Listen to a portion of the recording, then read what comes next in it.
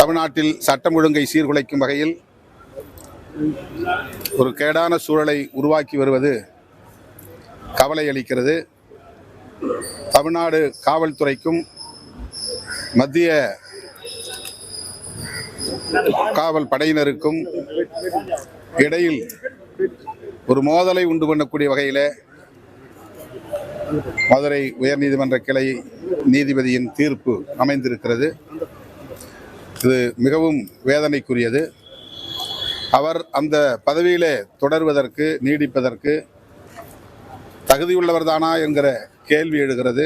பாதுகாப்பு படை வீரர்களையும் தமிழ்நாடு காவல்துறையினரையும் நேருக்கு நேர் மோதலை ஏற்படுத்தக்கூடிய ஒரு காரியத்திற்கு நீதிபதியே உடந்தையாக இருக்கிறார், உத்தரவை போடுகிறார். இரண்டுமே இது தமிழ்நாடு இரண்டாவது சட்டம் ஒழுங்கு பிரச்சனை என்பது மாநில அரசாங்கத்துடைய அதிகாரத்துக்கு உட்பட்டது. ஒருவேளை நீதிமன்ற உத்தரவை அமல்படுத்தவில்லை, அது நீதிமன்ற அவமதிப்புக்கு உட்பட்டது என்று சொன்னால் அரசு வழக்கறிஞரை அணைத்து நீதிபதி கேட்க வேண்டுமே தவிர அவரிடம் அவருடைய கண்டனத்தை தெரிவிக்கலாம், கருத்துக்களை தெரிவிக்கலாம், மறு உத்தரவுகளை பிறப்பிக்கலாம். இதற்கெல்லாம் நீதிபதிக்கு உரிமை இருக்கிறது. ஆனால் நானே அதை அமல்படுத்துவேன், நானே என்னுடைய பாதுகாப்பில் உள்ள என்னுடைய நீதிமன்றத்துக்கு பாதுகாப்புக்காக இருக்கக்கூடிய வீரர்களை பயன்படுத்தி நானே அதை அமல்படுத்துவேன் என்று இதுவரைக்கும் எந்த தீர்ப்பிலையாவது எந்த உத்தரவிலையாவது நீதிபதிகள் இப்படி நடந்து கொண்டிருக்கிறார்களா? ஆகவே இது முழுக்க அவர் இப்போ உறுதிமொழி எடுத்துக்கொண்டு பதவியேற்றிருக்கிற அந்த நீதிபதி என்கிற அந்த பொறுப்புக்கு தகுந்தார் போல் அவர் நடந்து கொள்ளவில்லை.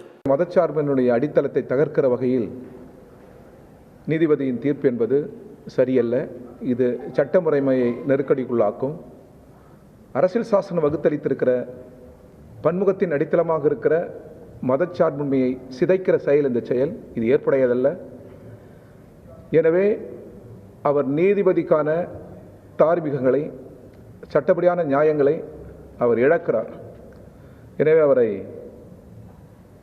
திரும்ப பெற வேண்டும் என்று இந்திய கம்யூனிஸ்ட் கட்சி வலியுறுத்தி கேட்டுக்கொள்கிறது.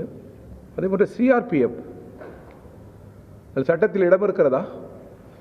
மக்களால் தெரிவு செய்யப்பட்ட ஒரு மாநில அதிகாரம் ஆட்சி செலுத்துகிற பொழுது சிஆர்பிஎஃப் இதை பயன்படுத்துவது என்பது தமிழக காவல்துறையை கடந்து செல்வது மட்டுமல்ல, தமிழக சட்ட ஆட்சி உரிமையின் மீது நடத்தப்படுகிற தாக்குதல் என்று கம்யூனிஸ்ட் கட்சி அதை வன்மையாக அவ்வாறு அதை அழுத்தமாக கருதுகிறது.